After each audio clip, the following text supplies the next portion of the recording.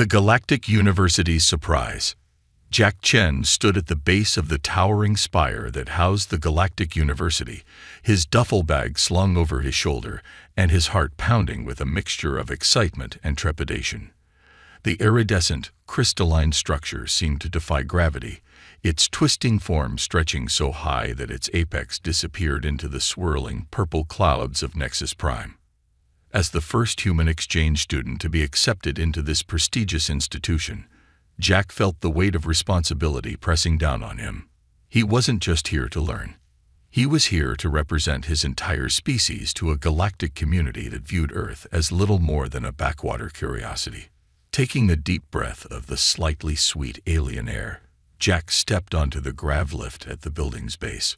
With a gentle hum, it began to ascend, carrying him towards his new life among the stars.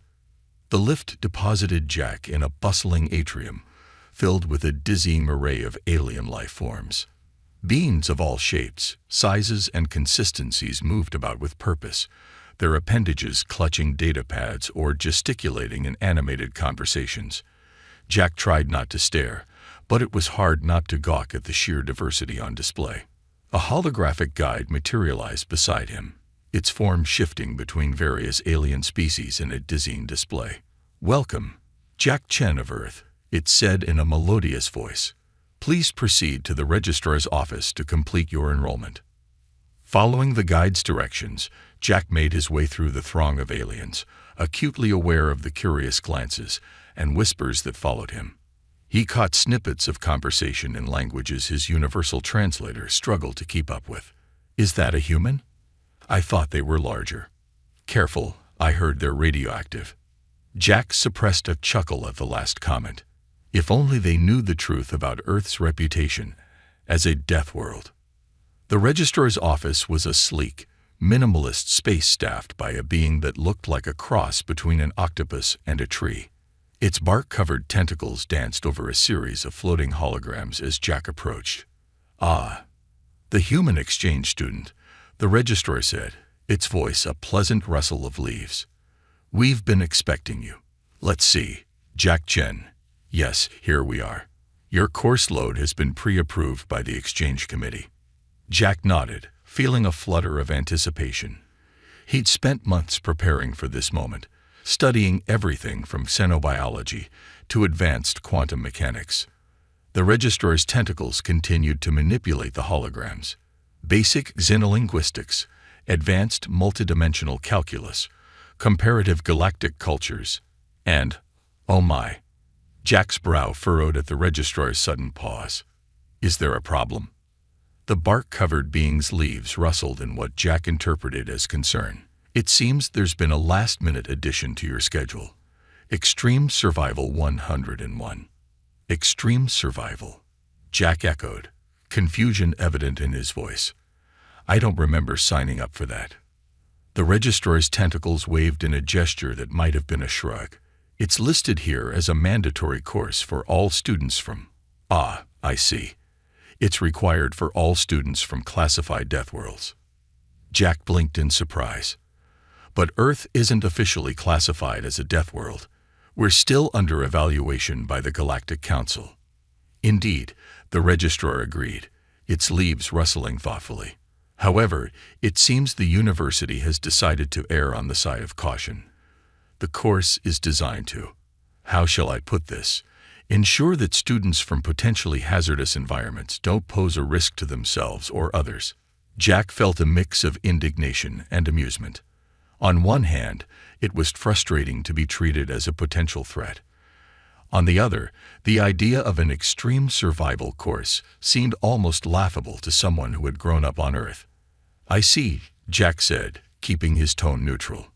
"Well, I suppose I'm up for the challenge. When does the course start?" The registrar's tentacles danced over the holograms once more. "It begins tomorrow morning.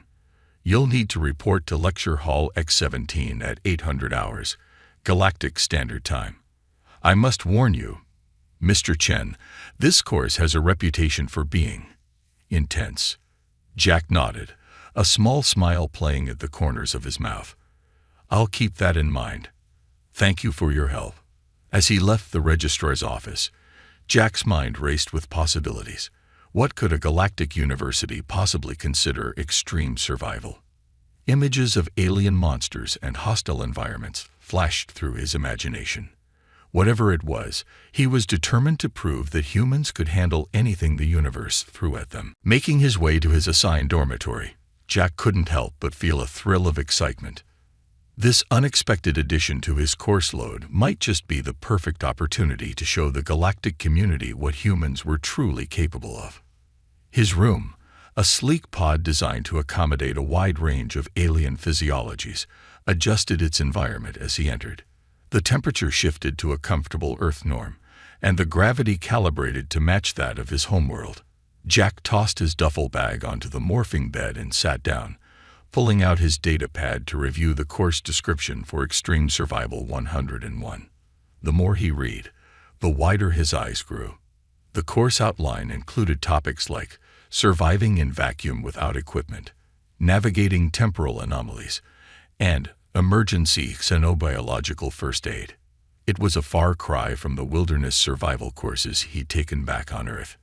A notification popped up on his data pad, informing him that his course materials were ready for download.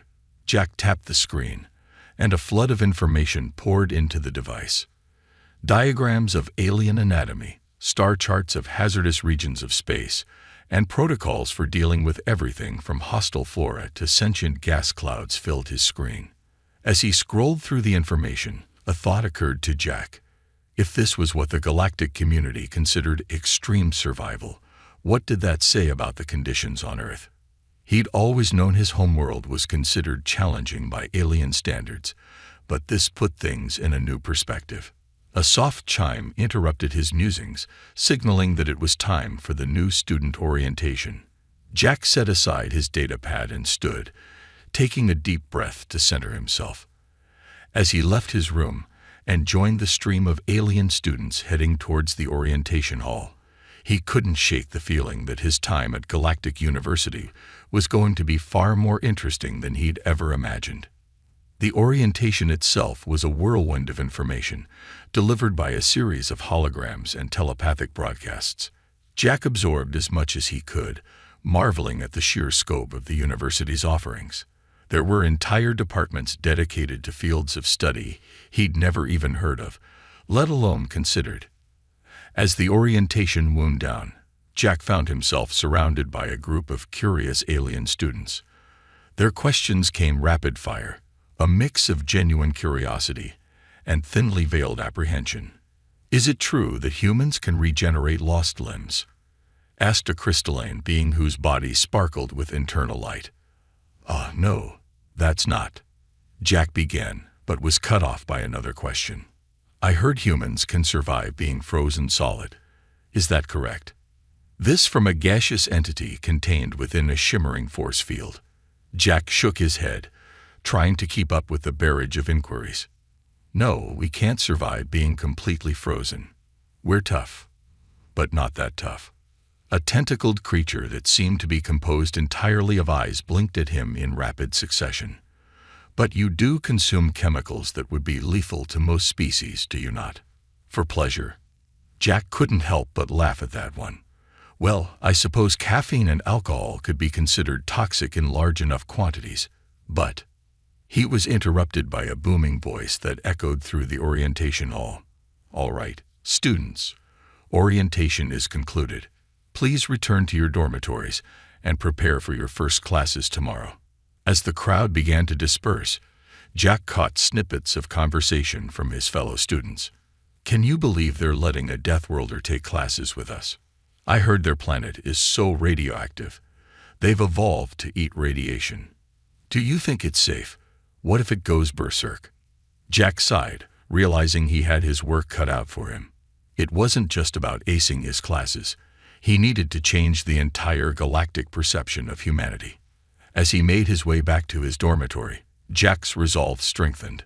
Tomorrow's extreme survival class would be his first opportunity to show his alien classmates what humans were really capable of. He'd prove that being from a death world wasn't something to be feared, but respected. With a mixture of anticipation and determination, Jack prepared for bed, setting his alarm for early the next morning. As he drifted off to sleep, his last thoughts were of the challenges that awaited him. Little did he know that his presence at Galactic University was about to change not just his life, but the lives of every being he would encounter. The stage was set for a clash of perceptions, a test of adaptability, and a journey that would redefine what it meant to be a Deathworlder in a universe that was about to learn the true meaning of human resilience. First day shocks. The shrill beep of Jack's alarm pierced the tranquil silence of his dormitory pod, jolting him awake. For a moment, disorientation clouded his mind as he took in the unfamiliar surroundings. Then reality crashed back in. He was on Nexus Prime, about to begin his first day at Galactic University. With a mixture of excitement and trepidation, Jack prepared for the day ahead. He donned the standard-issue environmental suit provided to all students, a sleek, form-fitting garment that shimmered with an iridescent sheen. The suit, he had been told, could adapt to a wide range of environmental conditions, a necessity given the diverse needs of the student body. As Jack made his way to Lecture Hall X-17, he couldn't help but notice the wide berth other students gave him in the corridors. Whispers and pointed looks followed in his wake, a reminder of his unique status as the lone human on campus. The lecture hall itself was a marvel of alien architecture. Seats of various shapes and sizes were arranged in a spherical pattern, suspended in a zero-gravity field. At the center floated a holographic podium, currently unoccupied. Jack chose a seat near what he assumed was the front, settling into a chair that morphed to accommodate his human physiology. Around him, alien students of all descriptions filed in, their appendages and sensory organs twitching with nervous energy. A hush fell over the room as a being materialized at the holographic podium. The instructor, if that's what it was, appeared to be a swirling vortex of energy contained within a vaguely humanoid outline. "Welcome, students, to Extreme Survival 101. The being's voice resonated directly in Jack's mind, bypassing his ears entirely. "I am Professor Zixlick, and over the next semester, I will be pushing you to your absolute limits." The vortex that was Professor Zixlick pulsed with intensity. "Let me be clear, this course is not for the faint of heart. You will be tested physically, mentally, and in ways you cannot yet comprehend. Some of you may not make it to the end." A ripple of nervous energy passed through the students. Jack sat up straighter, his jaw set with determination. "We'll begin with a simple exercise to assess your current capabilities," Professor Zixlick continued. "Please make your way to Training Arena Vita." The students filed out of the lecture hall, following holographic guide arrows to their destination. Jack found himself walking alongside a tall, willowy being with skin that shimmered like the surface of a soap bubble.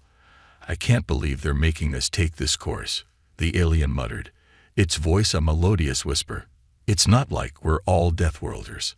Jack glanced at his companion. "I'm Jack," he offered. "And you are?" The alien's skin rippled in what might have been surprise. "Lyra," it replied. "You're the human, aren't you? The one everyone's been talking about." Jack nodded, a wry smile on his face. "That's me, Earth's first exchange student." Lyra's form shimmered with curiosity. "Is it true that your world is constantly trying to kill you? That you evolved in a radioactive soup of death and destruction?" Jack couldn't help but laugh.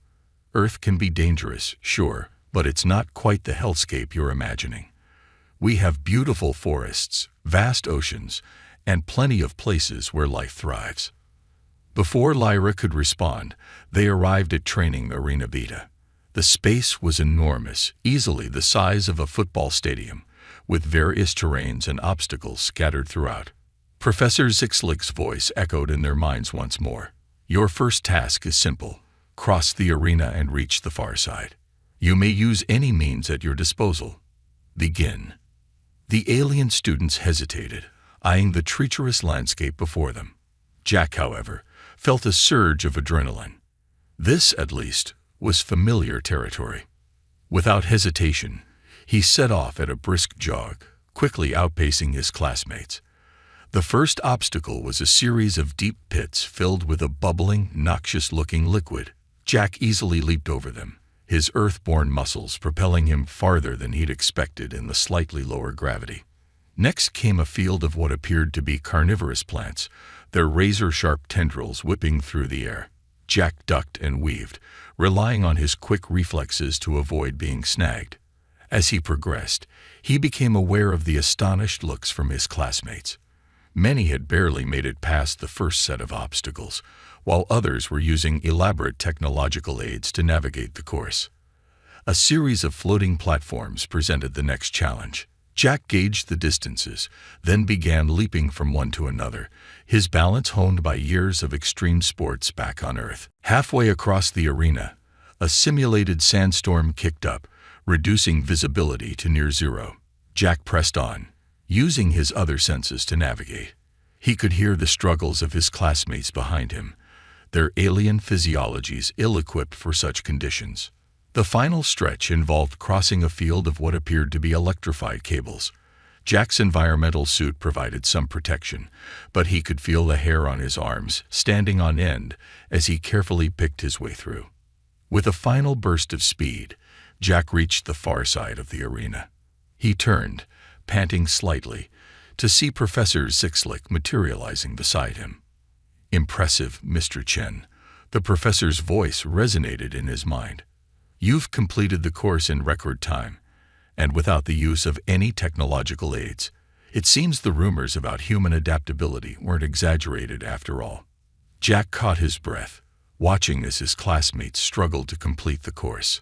"Thank you, Professor, but I have to ask, was this really considered extreme?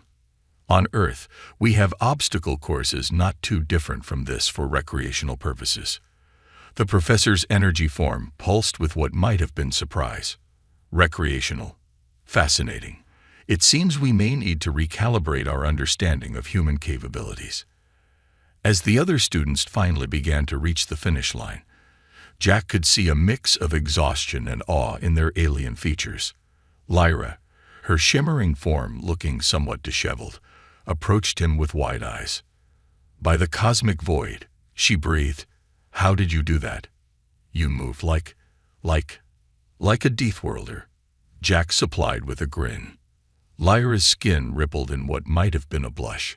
"I was going to say like a force of nature, but yes, I suppose that works too." Professor Zixlick's voice cut through the chatter. "Students, take note. What you've just witnessed is why this course exists. The galaxy is vast and full of environments that may seem impossible to survive. Yet, as Mr. Chen has demonstrated, with the right adaptations and mindset, one can thrive even in the most challenging conditions." The professor turned to Jack. "Mr. Chen, I believe you have much to teach your classmates, and perhaps much to learn as well. This course may prove more interesting than anticipated." As the class dispersed, heading to their next lectures, Jack found himself surrounded by curious classmates. The fear and apprehension he had sensed earlier were now tinged with respect and fascination. "Is everyone on your planet like you?" A gelatinous being burbled. "Can you teach us how to move like that?" A multi-limbed creature chittered. Jack held up his hands, laughing. "Whoa, one question at a time. Look, I'm not special. Humans are adaptable, sure, but we're not superheroes. We've just evolved to handle a wide range of conditions." As he fielded questions and began to form tentative friendships with his alien classmates, Jack couldn't help but feel a sense of pride. He had come to Galactic University to learn, but it seemed he had something to teach as well. The rest of the day passed in a blur of lectures and practical exercises. In each class, Jack found himself pushing the boundaries of what his alien instructors thought possible for a primitive species. By the time he returned to his dormitory pod that evening, exhaustion weighed heavily on him, but so did a sense of accomplishment. As he prepared for bed, Jack's data pad chimed with a message. It was from Professor Zixlick. "Mr. Chen, your performance today has caught the attention of the faculty. We will be adjusting the curriculum to better challenge you and to utilize your unique perspectives. Prepare yourself. Tomorrow will be even more demanding." Jack grinned as he set the datapad aside, demanding, "Bring it on." He was ready to show the galaxy what humans were truly capable of. As he drifted off to sleep, Jack's mind wandered to the obstacles he had faced that day. In the grand scheme of things, they had been relatively tame compared to some of the challenges Earth itself presented. He couldn't help but wonder what these aliens would make of things like mountain climbing, deep-sea diving, or exploring active volcanoes. Tomorrow, he decided, he would start sharing some stories about real extreme survival on Earth. It was time to give his classmates a true taste of what it meant to be a Deathworlder. Little did Jack know that his adventures at Galactic University were just beginning, and that his presence was about to catalyze changes that would ripple across the entire galactic community. The deadly field trip. The following weeks at Galactic University flew by in a whirlwind of classes, practical exercises, and increasingly curious interactions with Jack's alien classmates. Word of the humans' unexpected prowess in Extreme Survival 101 had spread, transforming him from a curiosity to something of a minor celebrity on campus. It was during one particularly challenging session in the quantum physics lab that Professor Zixlick's announcement caught everyone off guard. "Attention, class." The professor's telepathic voice resonated in their minds. In light of recent developments and the unique composition of this year's cohort, the faculty has decided to accelerate our curriculum. Tomorrow, we will be embarking on a field trip to Novus 9. A collective gasp rippled through the alien students. Jack, still focused on stabilizing a miniature wormhole, looked up in confusion. Professor?" He raised his hand. "What's Novus 9? The swirling vortex that was Professor Zixlick pulsed with what Jack had come to recognize as amusement. "Ah, Mr. Chen, I sometimes forget you're not familiar with our galactic classifications. Novus 9 is what we call a hyper-adaptive planetoid. Its environment changes rapidly and unpredictably, making it one of the most challenging survival scenarios in known space." Jack's eyebrows shot up. "Sounds intense. What exactly will we be doing there?" "Surviving," the professor replied simply. "For 48 standard hours. Consider it your midterm exam." As the class erupted into excited and nervous chatter, Jack felt a familiar surge of adrenaline. This was exactly the kind of challenge he'd been hoping for when he signed up for the exchange program. The next morning found Jack and his classmates assembled in the university's teleportation bay. Each student was outfitted with a basic survival kit and an emergency beacon. The air was thick with tension and the acrid smell of nervous alien pheromones. Lyra, her soap bubble skin shimmering with anxiety, sidled up to Jack. "I heard Novus 9 once turned an entire survey team into sentient gas," she whispered. "Are you sure you're up for this?" Jack grinned, adjusting the straps on his pack. "Lyra, where I come from, this is what we call a fun weekend getaway." Before Lyra could respond, Professor Zixlick materialized in the center of the room. "Students, prepare yourselves. Remember your training, trust your instincts, and above all, stay alert. Novus 9 is unforgiving of mistakes." With a crackle of energy and a disorienting lurch, the teleportation field engulfed them. Jack felt a moment of vertigo, and then his feet were touching solid ground once more. The landscape that greeted them was like nothing Jack had ever seen. Rolling hills of what appeared to be liquid metal stretched out before them, reflecting a sky that shimmered with auroras of impossible colors. In the distance, crystalline structures jutted from the ground, their facets constantly shifting and rearranging. "Welcome to Novus 9, Professor Zixlick's voice echoed in their minds. "Your task is simple. Survive for 48 hours and make it to the extraction point. Good luck." With that, the professor's presence vanished, leaving the students alone in the alien landscape. For a moment, nobody moved. Then, as if on cue, the ground beneath their feet began to ripple and shift. "Move," Jack shouted, his survival instincts kicking in. "Head for higher ground." The alien students, jolted into action by Jack's command, scrambled to follow him as he sprinted towards one of the nearby crystalline formations. As they ran, Jack could hear the liquid metal surface behind them bubbling and hissing. They reached the base of the crystal structure just as a geyser of superheated liquid metal erupted from where they had been standing moments before. The alien students huddled together, their various appendages trembling with fear. "Okay," Jack said, taking charge of the situation. "First things first, we need to assess our resources and find shelter.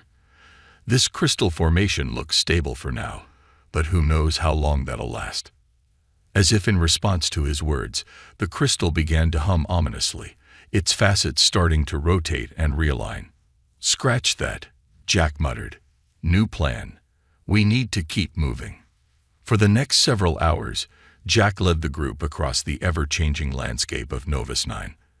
They navigated fields of gravity-defying boulders, crossed rivers of what appeared to be liquid light, and at one point had to outrun a stampede of creatures that seemed to be made entirely of living sound waves. Throughout it all, Jack found himself drawing on skills and knowledge he never fully appreciated before. The rock climbing he'd done back on Earth helped him scale a cliff face that kept trying to invert itself. His experience with whitewater rafting came in handy when they had to cross a stream of fluctuating reality. As night fell, or at least as the sky darkened to a deep, pulsating purple, Jack helped the group set up a makeshift camp in the lee of a large, seemingly stable rock formation. The alien students watched in amazement as he started a fire using materials from their survival kits and some local vegetation that gave off a bioluminescent glow when burned. "Jack," Lyra said, her voice filled with awe, "how are you so calm? We've faced death at least a dozen times today, and you haven't even broken a sweat." Jack chuckled, poking at the glowing fire. "Honestly, this isn't that different from some of the camping trips I've been on back home. Sure, the specifics are wildly different, but the principles are the same. Assess your surroundings, identify threats, find resources, keep moving, and always have a backup plan." A multi-limbed student named Zerk chittered nervously. "But how can you plan when everything keeps changing? The very laws of physics seem fluid here." "That's just it," Jack explained, warming to the subject.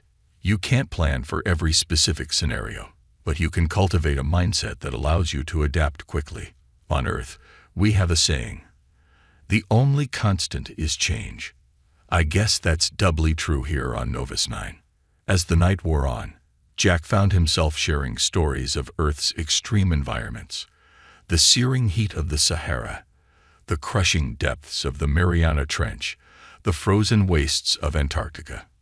With each tale, he could see his alien classmates' perception of humanity shifting.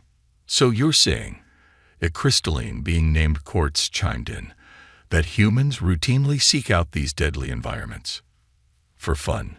Jack nodded, grinning. "We call it extreme sports or adventure tourism. Humans have a bit of a thing for pushing our limits." The conversation was abruptly cut short as the ground beneath them began to tremble. The rock formation they had been sheltering against started to crumble, revealing a massive, pulsating organism beneath. "Move, now," Jack shouted, grabbing his pack and helping Lyra to her feet. As they fled the collapsing campsite, the creature, if that's what it was, began to rise from the ground. It towered above them, a writhing mass of tentacles and eyes, each appendage seeming to exist in a different phase of reality. "Oh, cosmic void," Lyra whimpered. "We're doomed." But Jack's mind was racing, recalling a lecture from their xenobiology class. "Wait," he said, an idea forming. "I think I know what this is. It's a quantum leviathan. They feed on potential energy and probability waves." "How does that help us?" Zerk chittered, his limbs flailing in panic. Jack's eyes gleamed with the light of inspiration. "It means we can confuse it. Quick, everyone start thinking about different outcomes. Visualize multiple futures." The alien students looked at him in confusion, but desperation drove them to comply. Jack closed his eyes, rapidly cycling through different scenarios in his mind. Escape, confrontation, communication, anything he could think of. To their amazement, the quantum leviathan began to writhe in apparent discomfort. Its tentacles flailed wildly, unable to grasp onto any single probability stream. With a sound that seemed to tear at the fabric of reality itself, the creature sank back into the ground, leaving behind a shimmering rift in space-time. Holy shit, Jack breathed, hardly believing what he'd just witnessed. It worked. The alien students stared at him in stunned silence. Finally, Quartz spoke up, their crystalline form vibrating with emotion. "Jack, you just saved our lives. With your mind." Jack ran a hand through his hair, still processing what had happened. "I guess all those meditation classes back home paid off," he joked weakly. As the adrenaline of the encounter began to fade, Jack realized that this experience had fundamentally changed something. His alien classmates were no longer looking at him with fear or mere curiosity.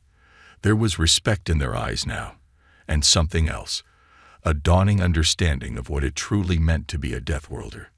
"Come on," Jack said, straightening up and surveying the group.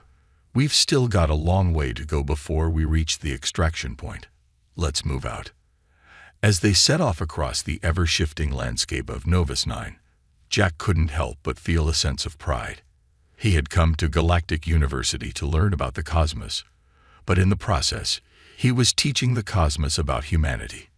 Little did he know that their adventures on Novus 9 were far from over, and that the true test of his Deathworld heritage was yet to come. The ultimate test. As the alien sun of Novus 9 rose for the second time since their arrival, painting the sky in impossible hues of green and magenta, Jack and his classmates found themselves facing a landscape that had once again transformed overnight. The liquid metal plains had given way to a dense forest of crystalline trees, their branches chiming softly in a non-existent breeze. According to the nav system, Lyra said, her soap bubble skin reflecting the prismatic light, the extraction point should be about 20 clicks in that direction.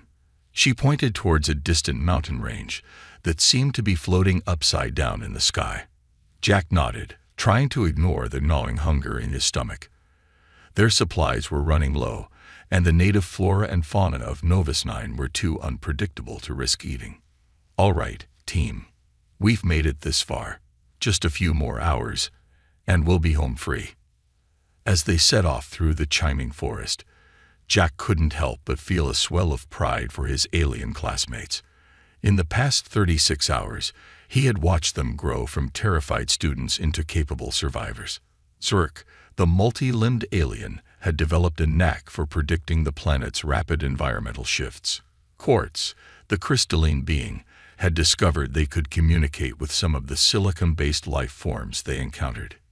Even Lyra, who had been on the verge of a nervous breakdown when they first arrived, was now moving through the alien terrain with confidence, her bubble-like form adapting to navigate the narrow spaces between the crystal trees.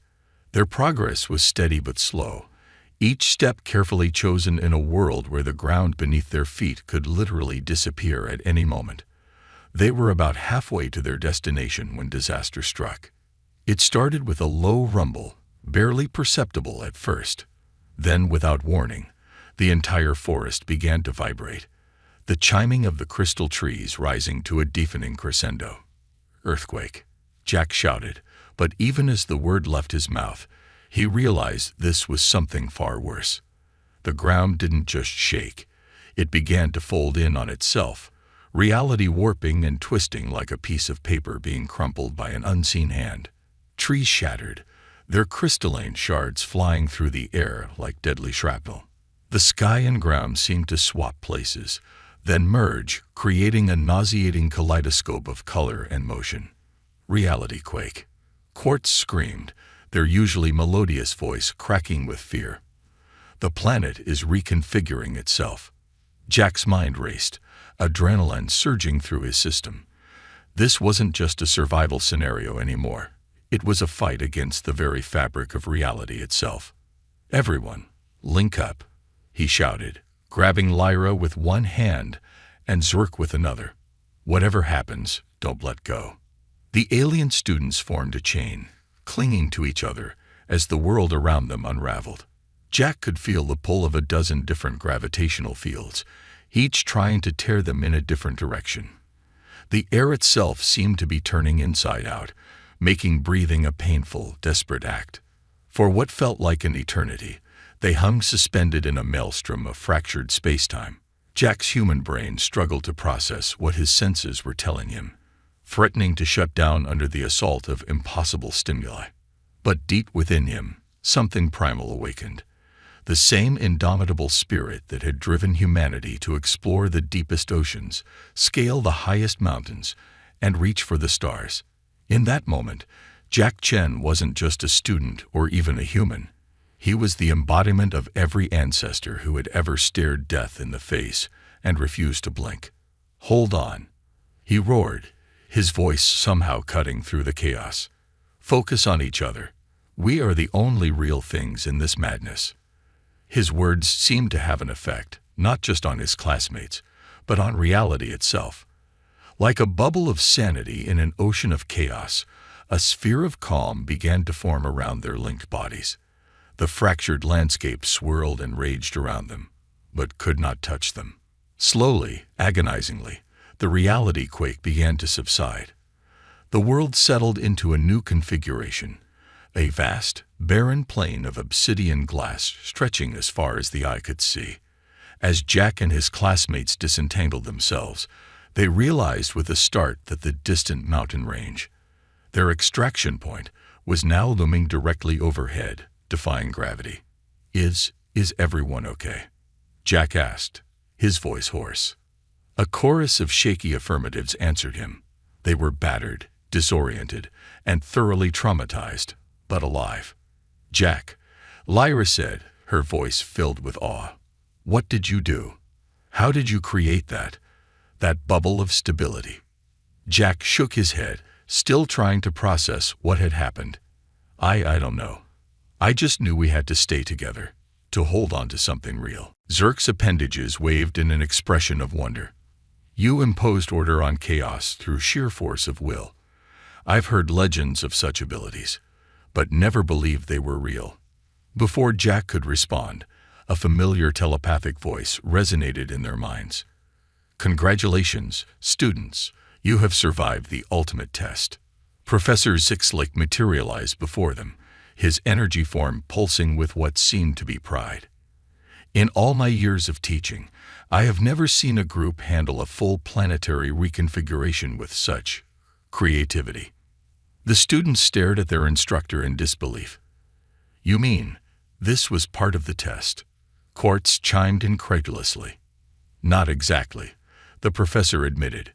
"Novus 9 is unpredictable by nature. We anticipated challenges, but nothing of this magnitude. Your survival here today has rewritten our understanding of what's possible." The professor's form shifted, focusing on Jack.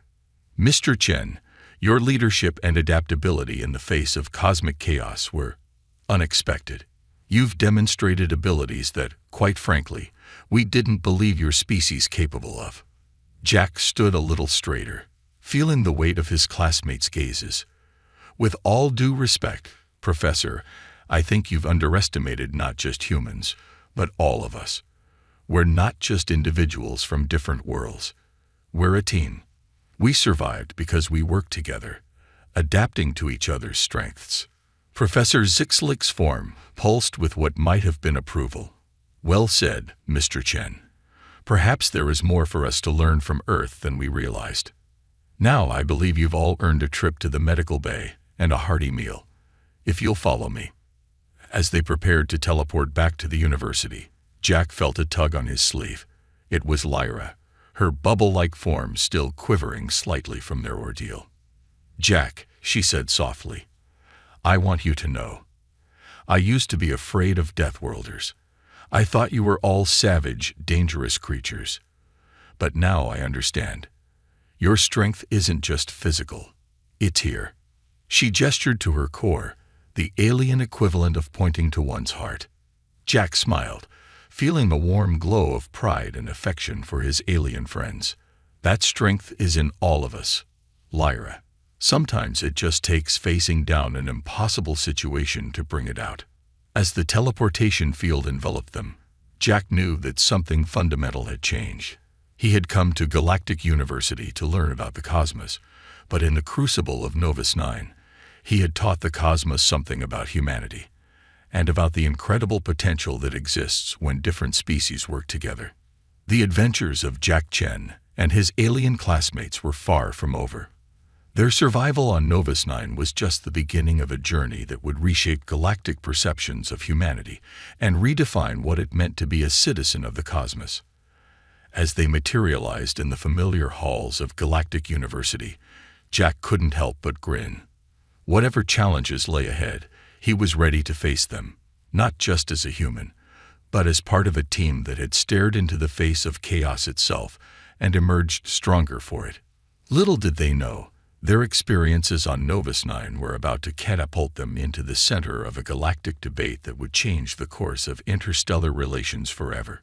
Humanity's new standing. The return to Galactic University was nothing short of triumphant. As Jack and his classmates materialized in the teleportation bay, they were greeted by a crowd of cheering students, faculty, and even a few members of the galactic press. News of their incredible survival on Novus 9 had spread faster than a quantum entanglement signal. For Jack, the following days passed in a whirlwind of medical checkups, debriefings, and increasingly surreal interviews. He found himself recounting the events on Novus 9 to wide-eyed alien reporters, each retelling making the experience seem more fantastical than the last. It was during one such interview that Jack realized just how much things had changed. The interviewer, a being that looked like a sentient cloud of bioluminescent gas, asked a question that caught him off guard. "Mr. Chen, your actions on Novus 9 have sparked a galactic debate. Some are calling for Earth to be immediately reclassified as a Class 15 death world, while others argue for the creation of an entirely new classification. How do you respond to this?" Jack blinked in surprise. I wasn't aware of any debate. To be honest, I was just trying to keep my friends alive. If anything, our survival was a team effort. My alien classmates are just as much heroes as I am. The reporter's gaseous form swirled with interest. "But surely you must acknowledge the unique abilities you displayed. The creation of a stability field during a reality quake is unprecedented." Jack shifted uncomfortably. "Look, I can't explain how that happened. But I can tell you this, humanity's strength isn't in some mystical power. It's in our adaptability, our creativity, and our willingness to work together in the face of adversity. That's what got us through Novus 9, and that's what humanity has to offer the galactic community." As the days turned into weeks, Jack found himself thrust into the role of unofficial ambassador for humanity. He was invited to speak at galactic conferences, consulted on interstellar survival manuals, and even offered a position as a special advisor to the Galactic Council's Xenobiological Research Division. But amidst all the attention and accolades, it was a quiet conversation with Professor Zixlike that truly brought home the magnitude of what had happened. "Mr. Chen," the professor's telepathic voice resonated in Jack's mind as they stood in the university's holographic arboretum. "I owe you an apology." Jack raised an eyebrow.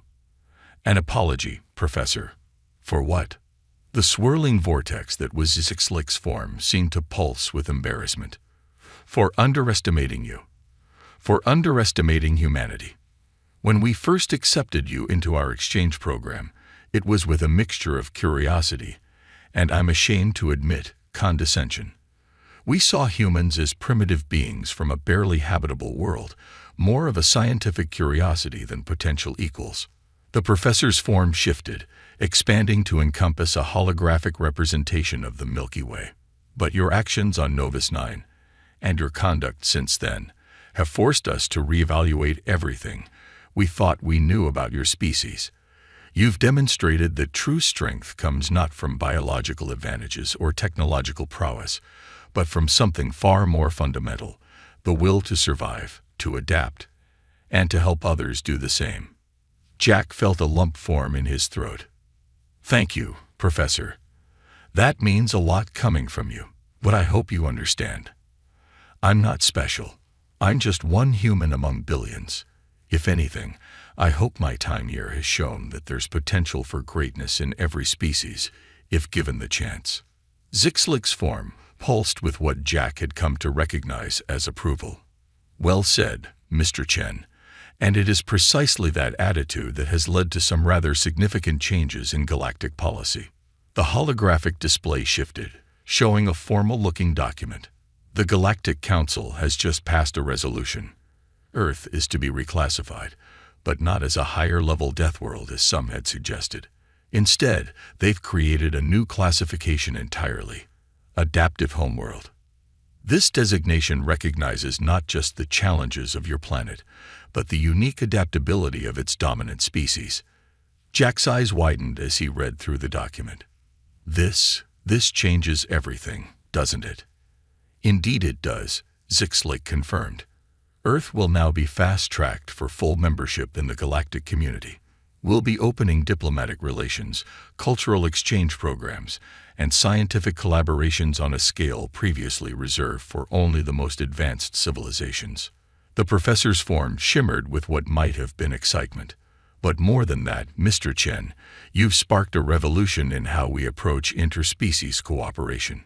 Your example has shown us that true strength lies not in isolation or competition, but in diversity and collaboration. As the implications of this sank in, Jack felt a mixture of pride, excitement, and just a hint of trepidation. So what happens now? He asked. Zixlik's form expanded, encompassing the entire arboretum in a swirl of energy. Now, Mr. Chen, we learn from each other.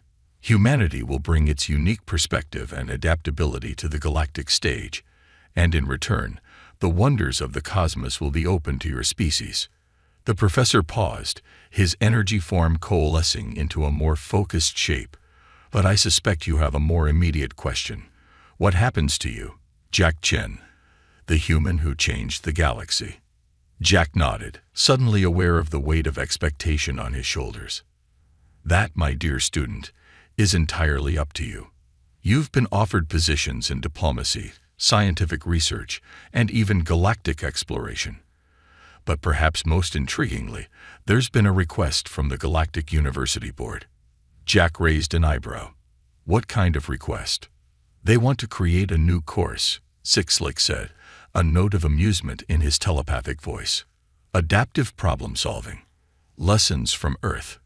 And they want you to teach it. For a moment, Jack was speechless.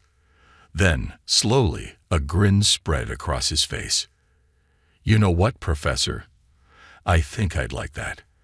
After all, I came here to learn about the cosmos. What better way to do that than to teach others and learn from them in return? As Jack left the Arboretum that day, his mind was awhirl with possibilities.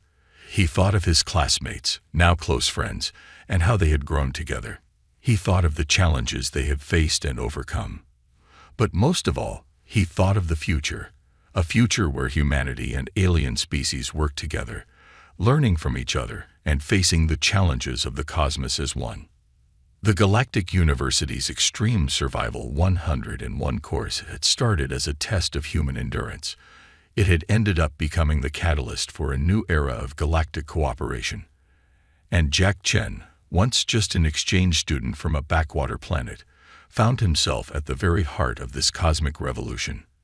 As he walked through the shimmering halls of Galactic University, nodding to alien students who now greeted him with respect rather than fear, Jack couldn't help but smile. Whatever the future held, he was ready for it. After all, if there was one thing humans excelled at, it was adapting to new challenges. The cosmos was vast and full of wonders, but also dangers beyond imagination. But with the lessons learned from Earth's struggles and the combined strengths of countless alien species, Jack knew that together they could face anything the universe threw at them. As the twin suns of Nexus Prime set on another day, casting the crystalline spires of Galactic University in a rainbow of colors, Jack Chen, human, survivor, and now teacher, looked to the star-filled sky and whispered, "Bring it on, universe. We're ready for you." And somewhere in the vast expanse of space, the universe seemed to answer, presenting new challenges, new wonders, and new opportunities for a united galactic community that had learned the true meaning of strength from an unexpected source: a small blue planet called Earth.